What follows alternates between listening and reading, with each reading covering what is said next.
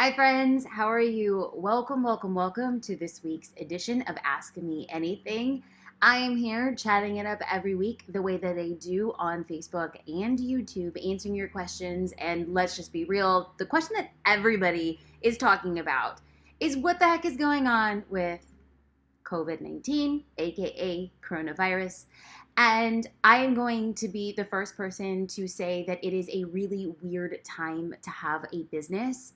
But the thing that has kept me tethered, and what I say again and again, is I don't want to let 2, 4, 6 weeks ruin what took you 4, 6 years to build. That was a typo. I know somebody's gonna be like, wait, that's a typo. I know.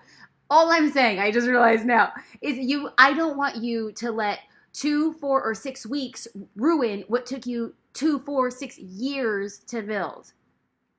Is I know that right now is a very interesting time to have a business. But what I have seen are two types of entrepreneurs. I have seen some entrepreneurs realize that this is their perfect time to innovate. This is the perfect time to adapt. This is the perfect time to diversify. And then I see another entrepreneur who's completely frozen in fear, frozen with the next thing to do. Both of those emotions are okay, but our responses to what it is. Now, I know people are saying, Jasmine, my husband lost his job. Or Jasmine, my wife just got her business off the ground and now it's stunted. Those are all real pressure points. And my heart breaks for the reality of so many people who are hurting right now. But then we also have to deal with the reality that if then that is the case, what do we do now? If you feel like you're on the precipice of losing your business, if you've lost your business, or if you're like, Jasmine, I can only hang on another 2 months, like, okay, that's facts. What then do we do with what we have now to get to where we want to go? And all I could say is I'm going to continue to show up and serve people well. I have seen on the inside of Social Curator thousands of business owners responding differently. So what can I do as a business owner to serve my people well? Literally, the team and I were like, how do we help people? How do we get small businesses off the ground? We have a Social Curator Instagram challenge that's going on right now. So this is a reminder, if you're a curator, go into the group. We have a challenge on how we could show up to talk about our business and not sell our business during this time. But because the enrollment is closed, no, that's not a pitch. That's just where we are right now. I want to get into your questions and also give a place of service. Wendy asked how to offer people a business opportunity without looking like a jerk. Wendy, I'm going to say something in love right now, my sweet friend. And that thing is tell yourself a different story. You are not a jerk if you're giving somebody a business opportunity. Like, tell yourself, I'm giving somebody a business opportunity and I'm going to help them. There are so many people without jobs right now. There are so many people who are totally afraid of what tomorrow might bring. And you're saying that you feel like a jerk to present them with a business opportunity? Tell yourself a story that you are going to be a blessing to somebody, that you're going to create an opportunity for somebody, that you're standing in your purpose to help somebody else get to where they want to go. So my friend, you can choose to say something negative or you could choose to say something positive. Alicia says, Jasmine, you're giving me hope that I can make it through as a small business owner during this insane time. I am not saying you can. I am saying you will. I don't know if the business you have tomorrow will look like the business you have today. But if you're an entrepreneur, you just don't stick your heels in the mud and say, I can't go anywhere. My life is over. No, if you're an entrepreneur, you take the reality of the situation and say, okay, what of my current business can I keep and what needs to change due to the changing demographic of where I am? Listen, hustler, listen, dreamer, listen, entrepreneur. We are the crazy ones. We are the people that where everybody else, people are fading and crumbling. We say, where's the opportunity and how then do I serve? It was Mr. Rogers. He said his mom during times of peril and fear and doubt, he said that we should be looking to people who are helping. If you are a business owner and you're frozen and you aren't helping people, no one's going to notice you. Now, people say, and this actually leads to the next question, because this is remember, I'm only answering the questions that have been upvoted the most. That last question was upvoted 14 times, and this is upvoted 10 times. Raquel says, how can you launch a service in the next weeks while there are lots of free offers and many people think that it's time to be supportive? How can we sell without feeling that we are opportunistic? Now, I have to come in and say, for as many years, I have been doing Facebook Lives for, I think, like 3 years. Consistent 3 years at minimum. I come on every week. I answer questions. Now, I want to be very clear that I don't even think on one hand you can count how many times I've said you should sell. I have never been a person to say, sell your business. I have only ever said, serve your audience well. So during this time, I think that it isn't what you sell. Because since the dawn of time, people, even like during the Spanish flu, during plagues, during famines, people are still trying to clothe themselves, trying to make themselves better, and trying to support their families. Regardless of what is going on in the world, that is a human need and desire. Clothing, food, safety, security. So it's not a matter of what you sell. I believe that during these times, you could still sell because people want to buy. It's how you sell matters most. Do I think you should go in there and be like, hey, wait this, I'm going to upsell you and I'm going to do this and I'm going to do that. And in your desperation, like, I don't know about you, but like in California, we have something called swap meets, right? So it's like an outdoor, like kind of like a market. And at these swap meets, people are selling one roll of toilet paper for $6. People are selling like hand sanitizer, which I look at it and I think it's suspect because I was like, how do you have hand sanitizer for $17? What the heck? I mean, listen, I know that you're selling something, but how you sell really says a lot about it. I am still out here serving members of Social Curator extremely well. So people can say, oh, Jasmine's selling this time. You could call it selling. I call it serving. Like my purpose, my business is to help business owners, because what I believe at this very moment in time is there has never been a better time in human history for a business owner to build and market a business on social media. Studies have shown that people are on social media twice as much as they were last week. Why? Many people are working from home. Many people, when they would only be scrolling during their breaks or their lunch hours or on their commute home, are now scrolling randomly throughout the day, and that time is adding up. Studies have shown that big companies and big organizations are pulling back on their ad dollars because they're like, people aren't buying. But for me as a small business owner, if Toyota and Nestle and Hershey and Taco Bell, they're not putting money on ads, I right now should be investing in ads, the little that I have, because that little will go a long way because these big organizations and companies aren't selling right now.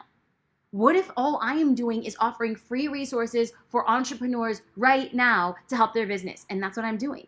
I am not backing away from it. I'm looking for opportunities in the dust. And I want you to look at opportunities in the mire. Your business, listen, Buttercup, your business is not going to look the same. Period. The end. Starting today, your business will not look the same. And my business is not going to look the same. Am I going to be afraid? Hell no. Am I going to be undaunted? No. Am I going to let somebody else's fear and worry and doubt impact what I'm going to do in the future? No.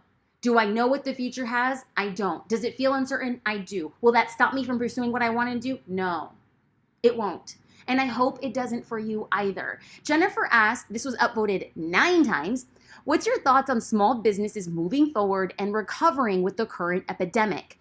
I'm afraid people won't be spending for quite some time. So she says, here's one thing that I want to pay special attention to, because our conscious mind makes subconscious decisions. So I'm going to go back and I'm going to read a line that Jennifer wrote because it actually plays into my answer. She says, what are your thoughts on small businesses moving forward and recovering with the current epidemic?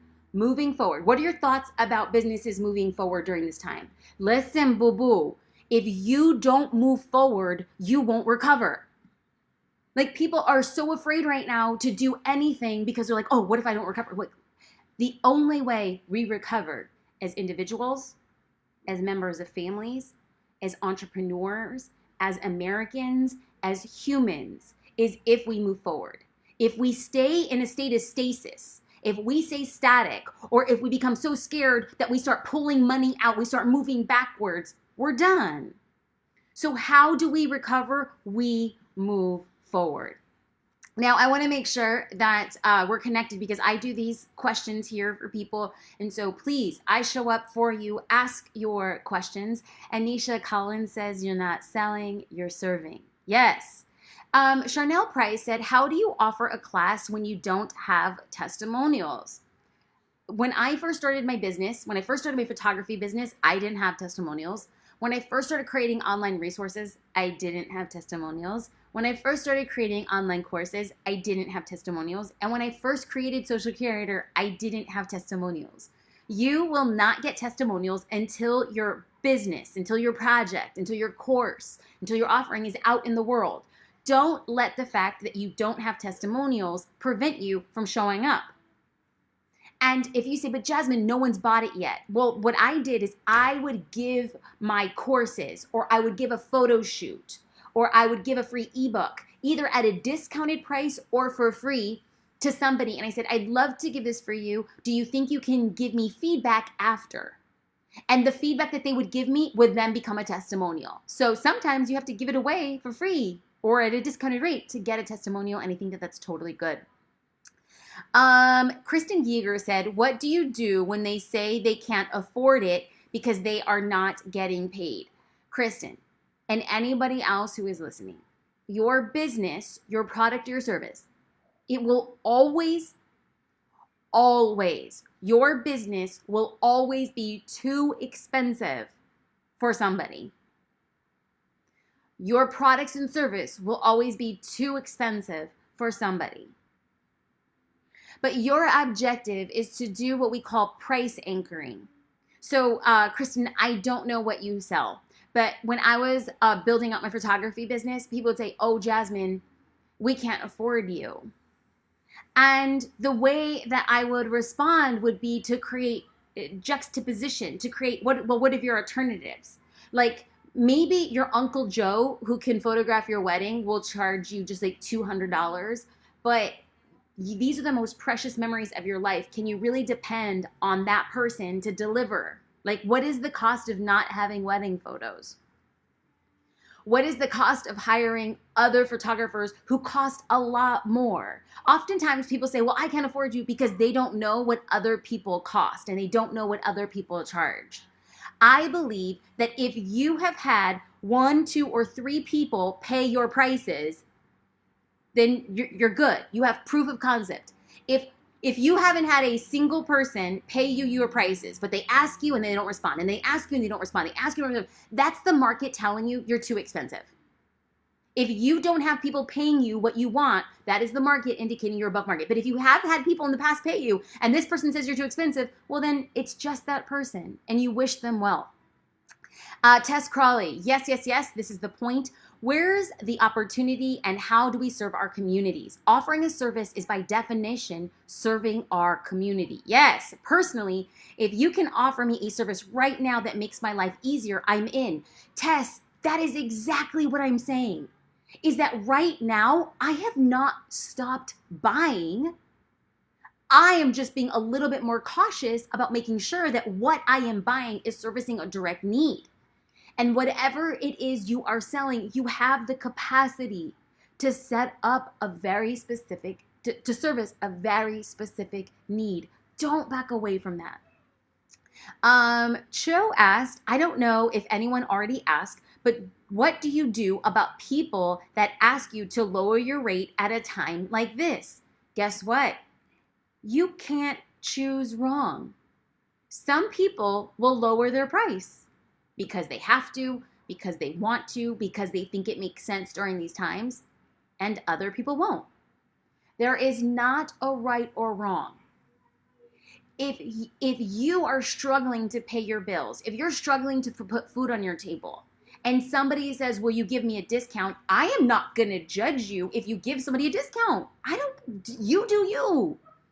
But if you have squirreled away enough money, if you've made wise investments, if you feel confident and safe about your decisions and you're just like, you know what, I'm not lowering my prices, good for you. You as a business owner can make decisions that only will reflect you and empower you. So on that note, I want to share a question from Jenny Harris. How do you deal with negative comments on social media? Do you just ignore it or do you take it to heart? And I feel like I am going to say something that the reason I took that question, now that question wasn't upvoted at all, but I liked that question so much because it was the second time I was asked that question today. Somebody had said, Jasmine, would you prefer when you post something out on social, silence, or would you prefer somebody criticizing you? And my response was, I'd rather see criticism than silence. Because at least with criticism, I know how to get better. At least with criticism, my work and my posts and what I was posting out was worthy of somebody's opinion, even if their opinion was ugly and nasty about it. I believe that when somebody takes the time out of their day to leave something mean about you, it means that you've resonated with them, good, bad, or ugly. I am more concerned when nobody's leaving any comments at any time because they just don't care enough to.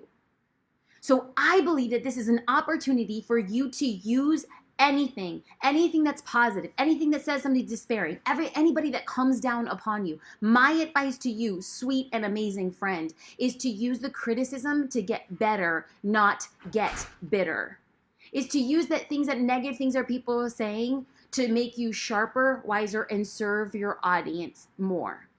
Like always, these questions are here for you. Jill Joy says, I'm not selling anything. I don't make my own recipes, but I would love for people to read my blogs. How do I actually get them to do it? Well, here's the thing, Joy. Studies have shown that people are far more active on social media and less active on a blog. If you're trying to use social media to get somebody to your blog, you're going to have a really hard time to do it because studies have shown that people prefer to stay on the platform. They don't want to leave Instagram. They don't want to leave Facebook, and they don't want to leave LinkedIn or Twitter or Pinterest. So in my mind, the way that you would actually get somebody to read your blog is to actually start putting a lot of that content out on social. And you're like, Jasmine, I don't want to share my recipes on social. Well, you have to share a little bit of your knowledge to build trust, because far before you ever ask somebody to click away to your blog, away from the platform, they have to know that they love your recipes, that they cooked your recipes, that they trust you, that you're not going to waste their time, that you're not going to sell them something. So in my mind, like, I still blog. Like, I started my business with a blog, and I am still blogging 3 to 4 times a week. But I don't go to social media and say, go read my blog, because I'm going to have a hard time doing it. I'm literally coming here and I'm creating content on social that I will then be able to use my blog, because there's 2 different customers, 2 different customer journeys. However, if I next week decide to say, you guys, I just did this long, amazing tutorial post on X on my blog, because I've given so much to you on social media, there might be a higher likelihood that you would click over to my blog. And so that's my belief. You got to share a lot on social far before you get them clicking to your blog.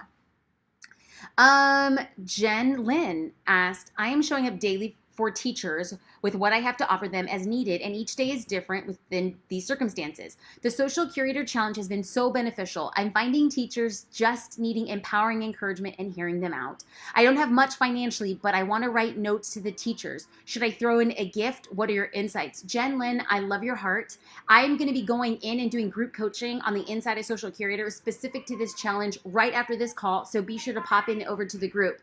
Now, the thing that we want to do more than anything is, when we are focusing on serving others, is that sometimes, especially in this place of being hurt, do you know that a smile is priceless?